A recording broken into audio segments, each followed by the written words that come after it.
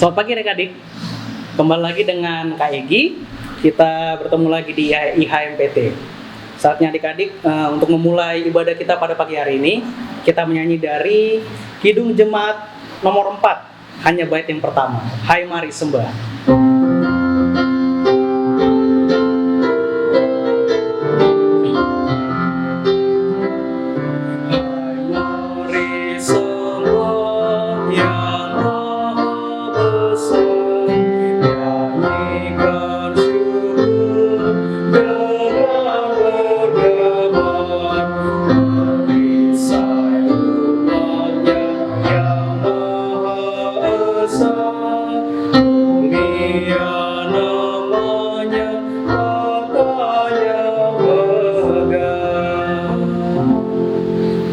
Baik adik-adik, untuk memulai ibadah pada pagi hari ini, ada baiknya kita berdoa lebih dahulu. Mari kita berdoa. Terima kasih Tuhan Yesus, Allah Bapa kami yang maha baik, Engkau mengumpulkan kami. Walaupun kami berbeda lokasi, berbeda tempat, tapi Engkau menyatukan hati kami di sini, di IHMPT. Kiranya berkatilah IHMPT pada hari ini, sehingga berlangsung dengan lancar sesuai dengan apa yang Tuhan Yesus kehendaki. Amin.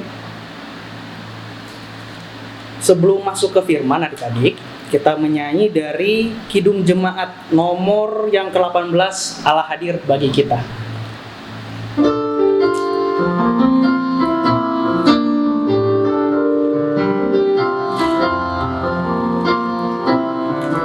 Allah hadir bagi kita, Dia memberi berkat, melimpahkan kuasa Roh-Nya, bergerak hujan yang lebat, dengan Roh Kudus ya Tuhan, rumahku berkatilah, baharui hati kami, oh curahkan kurnia.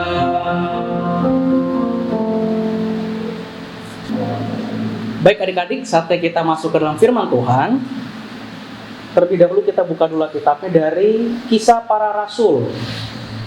Kisah Para Rasul di Perjanjian Baru ya adik-adik. Kisah Para Rasul pasal 19 ayat yang pertama hingga ayat yang ke-12. Kita ulang lagi. Kisah Para Rasul pasal 19 ayat pertama hingga ayat yang ke-12.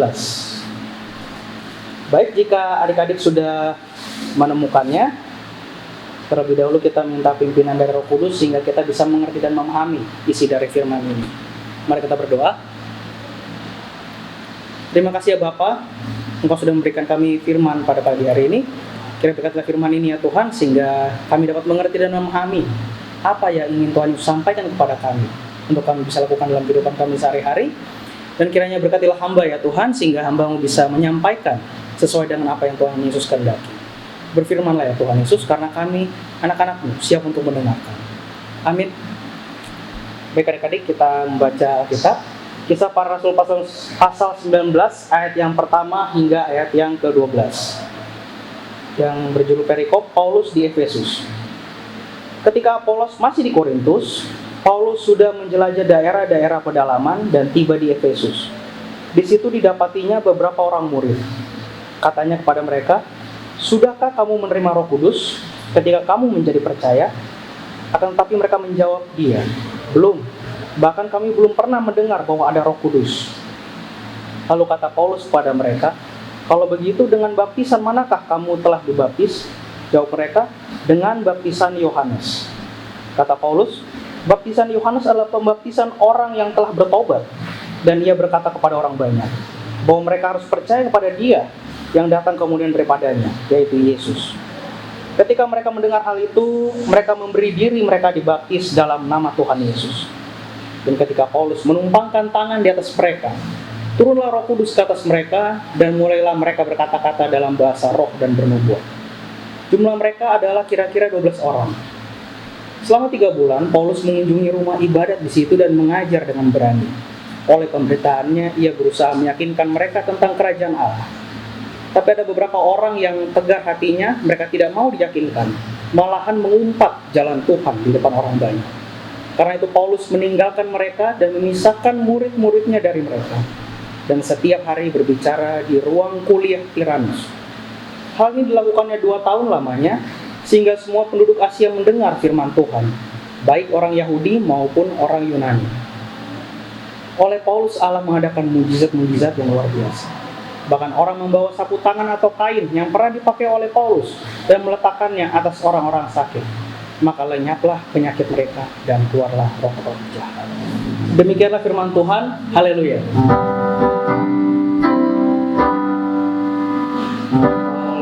Haleluya. Haleluya.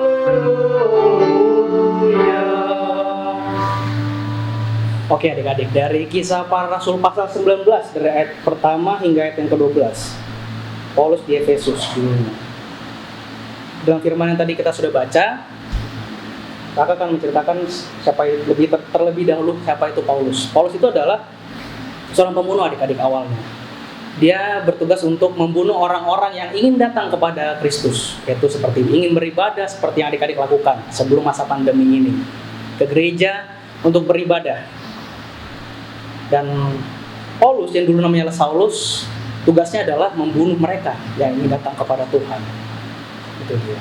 Sampai akhirnya Tuhan menunjukkan kuasanya dengan cara memanggil seorang pembunuh yang bernama Saulus ini untuk menjadi alatnya, untuk menjadi orang yang dia gunakan untuk memberitakan firman dimanapun dia berada, baik itu di Yunani, di Korintus, di Efesus, di Filipi, terutama di tempat-tempat yang adik-adik baca ya, ini seperti Efesus, itu dia adik-adik.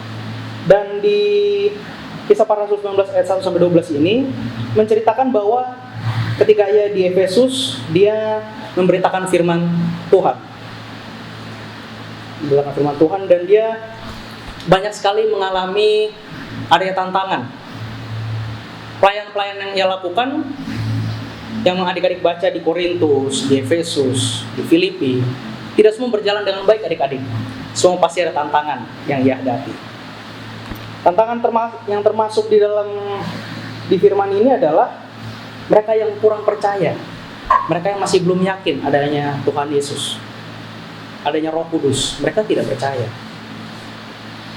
Mereka masih mengandalkan kepandaian mereka sendiri, kemampuan mereka sendiri. Mereka tidak merasa, yang aku bisa ini adalah kemampuanku, bukan kemampuan Tuhan, bukan pemberian Tuhan. Ya ini saya lahir, saya bisa pintar seperti ini karena saya mau belajar, itu dia, bukan karena adanya penyertaan Tuhan. Dan di sini Paulus datang untuk menyadarkan mereka bahwa semuanya itu juga adalah pemberian.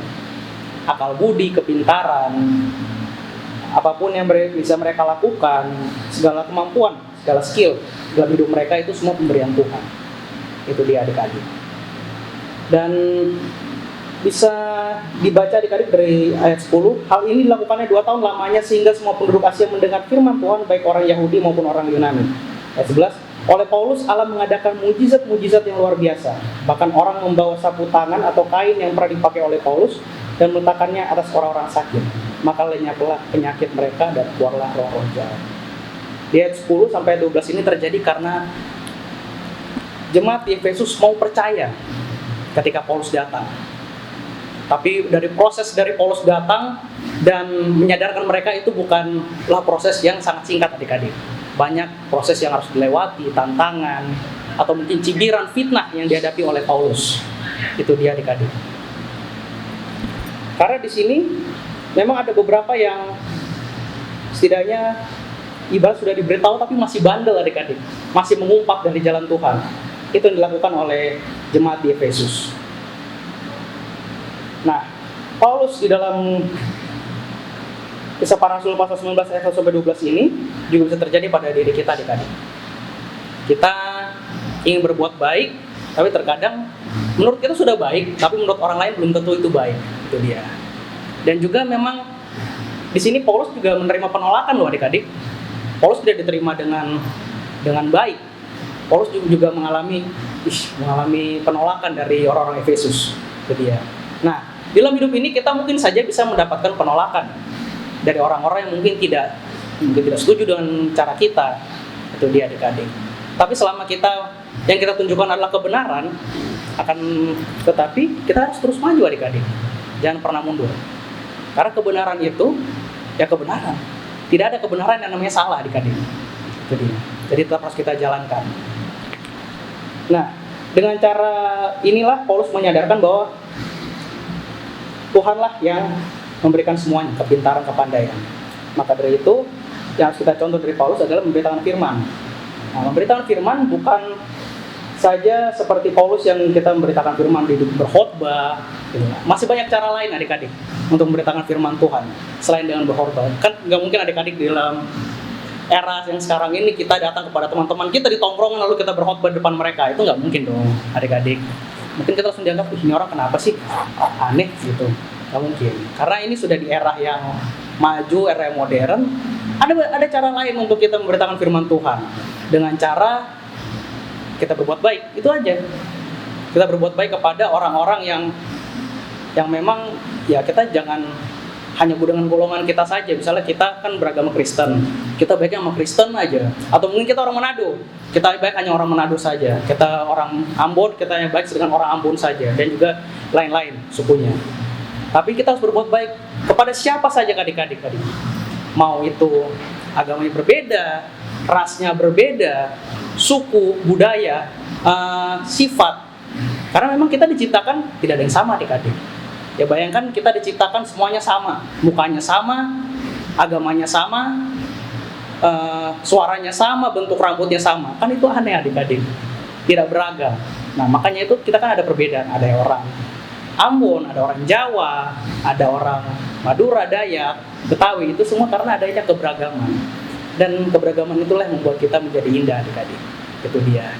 Dengan cara seperti itu adik-adik. Jadi kita tidak perlu berkhotbah di depan banyak orang, kita tidak perlu mengatakan saya ini anak Kristus, saya ini anak Tuhan Yesus. Tapi hanya dengan saja kita berbuat baik kepada mereka. Kita berbuat baik bukan hanya dengan golongan kita. Kita menolong, kita lebih care lagi, kita lebih baik lagi dengan orang-orang lain. Kita sudah memberitakan isi dari firman Tuhan. Itu dia adik-adik. Jadi pesan dari firman Tuhan ini adalah walaupun ada tantangan, cobaan, godaan, kita tetap harus semangat untuk memberitakan firman Tuhan dengan cara menunjukkan bahwa kita ini adalah anak-anak Tuhan Yesus. Demikianlah firman Tuhan. Haleluya. Amin. Untuk merespon firman Tuhan pada pagi hari ini, kita menyanyi dari Kidung Jemaat 422, Kidung Jemaat 422, bait satu saja adik-adik, yang berjudul Yesus Berpesan.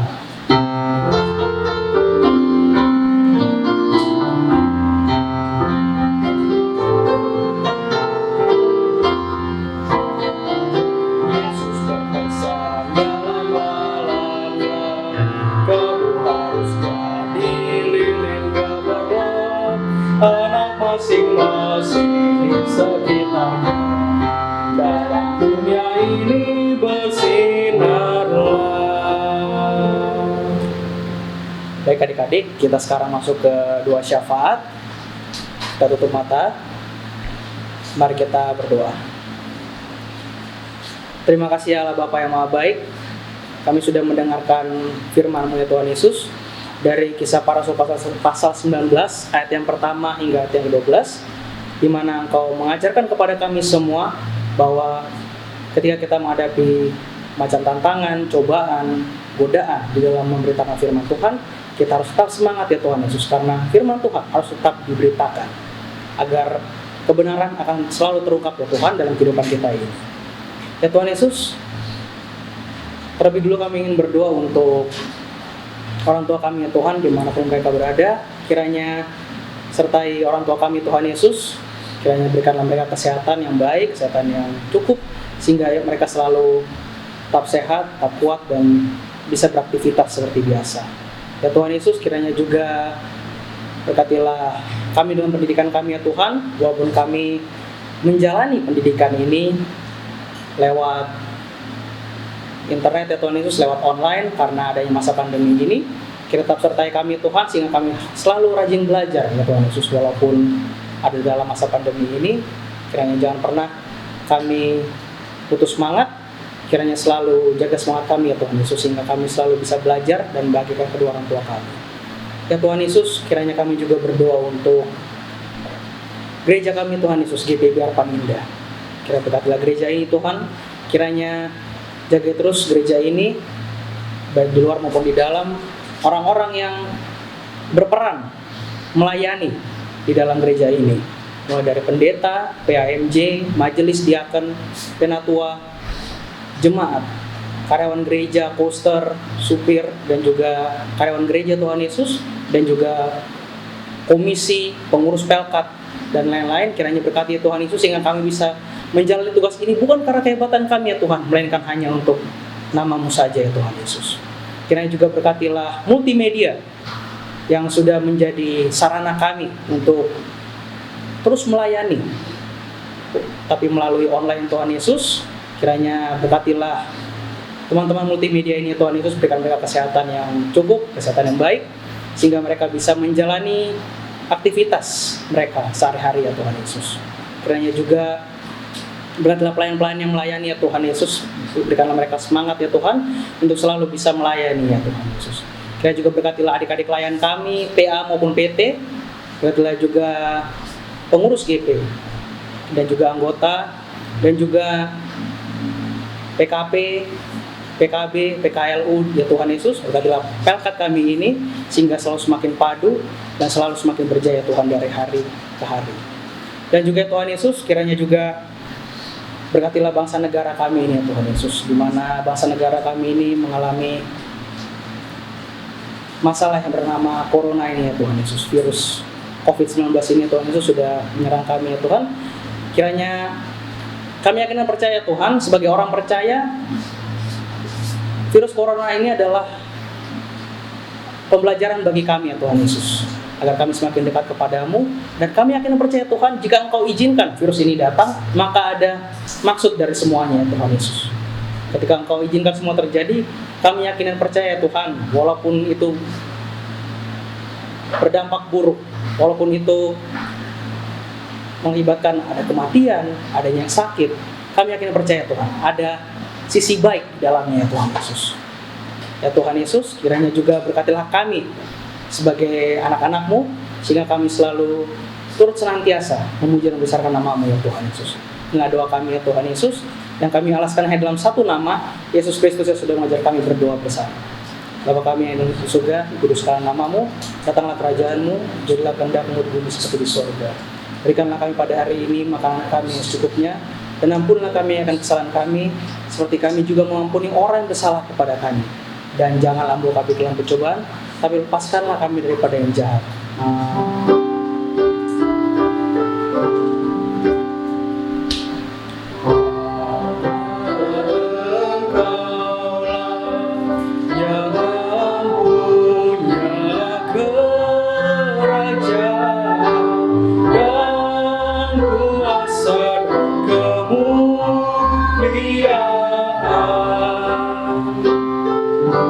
Sampai selama-lamanya.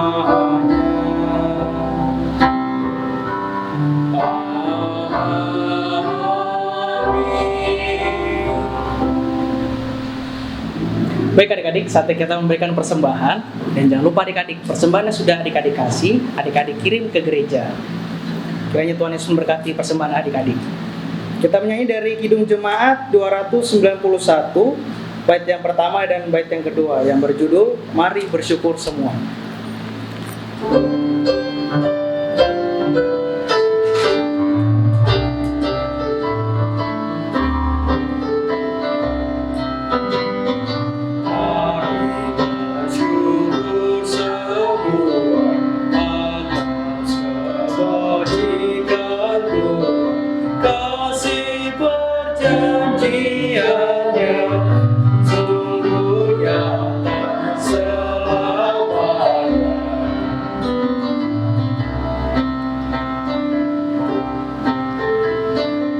Baik adik-adik, saatnya kita memberikan persembahan.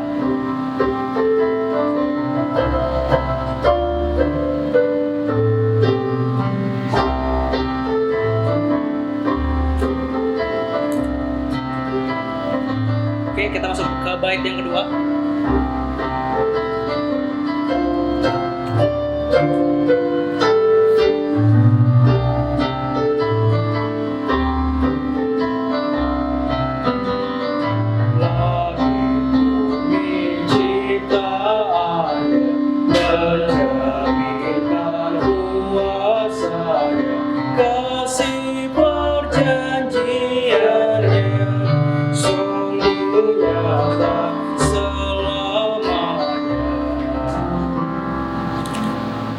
adik-adik, jika sudah memberikan persembahan, kita satukan hati, kita doakan persembahan kita. Mari kita berdoa. Terima kasih Tuhan Yesus, kami sudah bisa memberikan sebagian dari berkat kami yang berasal daripada-Mu ya Tuhan. Kira berkatilah persembahan ini ya Tuhan Yesus untuk kemajuan gereja kami. Terpujilah Engkau ya Allah. Amin.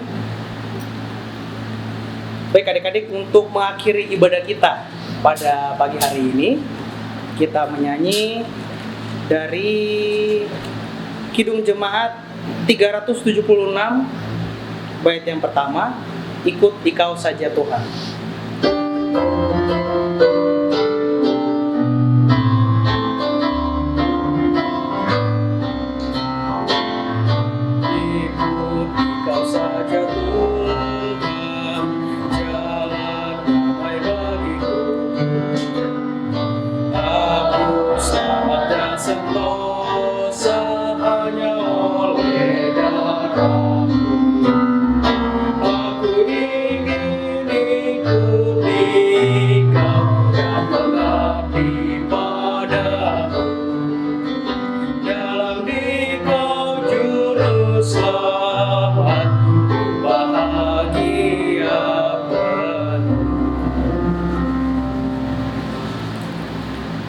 Baik adik-adik, ibadah akan selesai.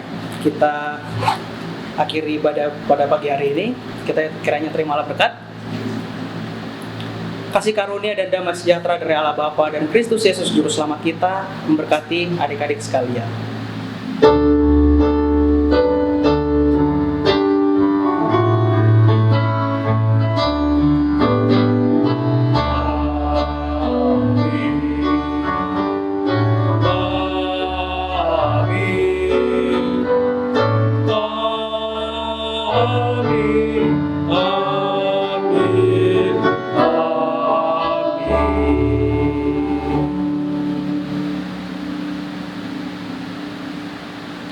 Baik adik-adik, ibadah selesai. Selamat hari Minggu.